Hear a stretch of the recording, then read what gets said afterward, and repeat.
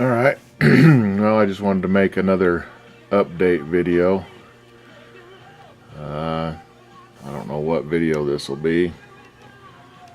Number 7, I think. But I just wanted to show the progress that I've made. Pretty much got all the old paper and wax capacitors out of here. Except for this bit here. Still got to work on this guy. And replace the motor run capacitors. This is what they used to be. Size comparison there.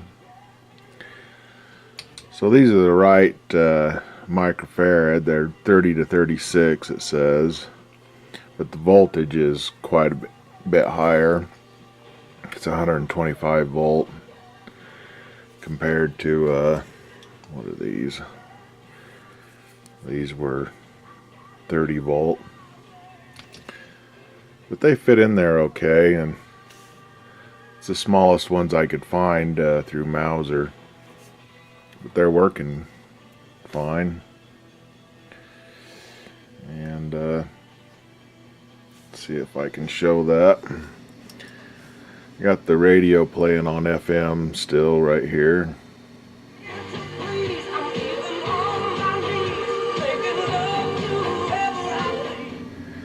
But if I go to phono,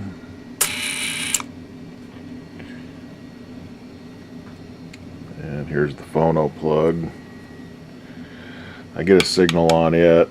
I can't show it because I got the camera in my hand, but if you stick a little screwdriver in there, you get buzz and through the system here. And broadcast is a different story. So I'm not getting any, you can hear in the speaker hum and noise like it wants to get a signal when you turn up the volume, but it's just not happening, and I haven't figured that out yet. I gotta figure out why I'm not getting any AM signal. And then shortwave, let's push on that one. Let's see if I can film this. It's the same deal. The shortwave I am getting. There's no antenna hooked up, but I can tell I'm getting it just by the sound of it. And then FM. Damn, that was loud. So if we go from phono to FM, see, motor's working. So I still got to go through the high fidelity switch bit, which is all in this little side compartment here. So hopefully I'm filming this decent, give you a decent look at it. I rearranged a few components here, made them a little different. This is this one, this capacitor here. Look at the condition of that thing. It's just all blowed out and black and roasted. On the tester it comes up as a resistor. But it was sitting down in there kind of right next to the chassis right there, and this is the replacement for it right here. I don't know if you can see that, but right there.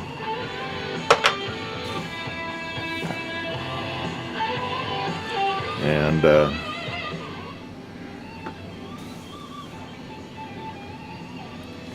so I'm getting quite a pile of crud over here in my little tray. All the old stuff. resistors and capacitors, a little bit of hardware, leads that I've replaced, stuff like that. Speaker sounds real good as long as I don't blow it out. Tube shield here, I haven't put it back on.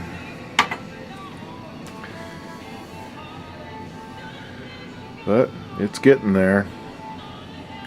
This is it's a big radio. There's a lot to do.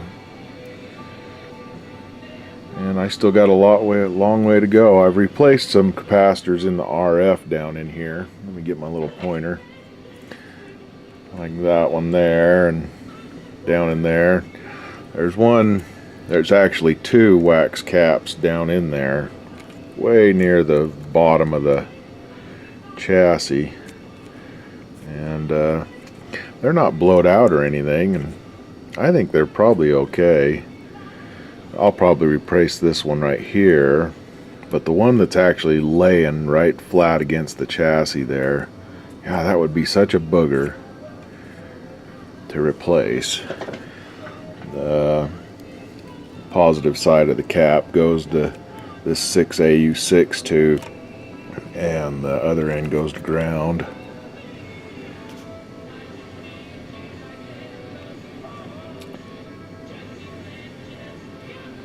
And this resistor here, I got this in temporarily. It's 470 ohm, 7 watt. And the 5 watt that I had in there, when I was messing with this motor and stuff, I got it pushed too far to one side while I had full blast power on, and boy, it roasted that resistor. So I put that one in temporarily. I got another 5 watt that I'll put in. Let's see if I can find that resistor. I'm sure I got it laying over here. Yeah, here it is. Yeah, and it toasted that bugger. Actually still works, but it's pretty roasty now. Definitely got it warm. Ran too much current through that bugger to toast that sucker. Good thing I didn't do any damage. Didn't blow the fuse I put in, but it definitely roasted it in that position. I haven't figured out why I'm not getting the AM signal. I'm getting phono, I'm getting shortwave, I'm getting FM, but I'm not getting the shortwave, or the AM, the broadcast. I got to figure that out. Probably gonna have to hook up a signal generator to it and trace it back to where it stops and see what's up. I'll have to get in here on this high fidelity bit here. You can see that one's like really blowed out, that cap there. The high fidelity does work though. When you switch the switch, you can hear it switching. So it's definitely a working system, but got to get in there and change those caps. Looks like there's 1, 2, 3, 4, 5, 6. Maybe let's see if I can grab a flashlight here.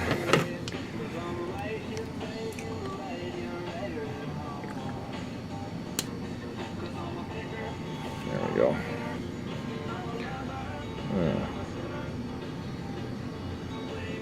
Yeah, it looks like 6 caps in total. Don't know the values. I imagine most of them are 0.01. It's kind of a tight fit in there, but we'll make it work. The area over here in there, it's definitely opened up quite a bit compared to what it was. It was really crammed, and these 1 watt resistors here, I think these are replacements actually, that somebody had worked on it, because this is the 6J5 for the phono, and I think the phono had a problem at one time. It seems to be getting a good, you put in a screwdriver inside there and you can hear it big time, so it's definitely working right now. Still got to go through the phono. That's a ways down the road. I've never done one of those before, so that's going to be an experience. And get that thing going. I'll have to get for the needle, I'm going to have to get some kind of conversion or something to play the more modern records, because I don't want to be stuck with playing the old 78s or whatever they were on here. So, and I've seen guys on YouTube do that, so I'll have to watch that. Figure that out later on down the road. Got to figure out why I'm not getting AM stations. You can hear it in the speaker, but it's just not picking up the station. It's kind of weird. Alrighty, well, I think this will be vid 7 on this beast. Hell of a radio. It's huge. It's a monster. Got a lot of crud. I've been testing the resistors as I go along, replacing the caps, and the resistors that need replaced I replace, and the other ones I just leave them. And so I've been testing them. Some are replaced, some are not.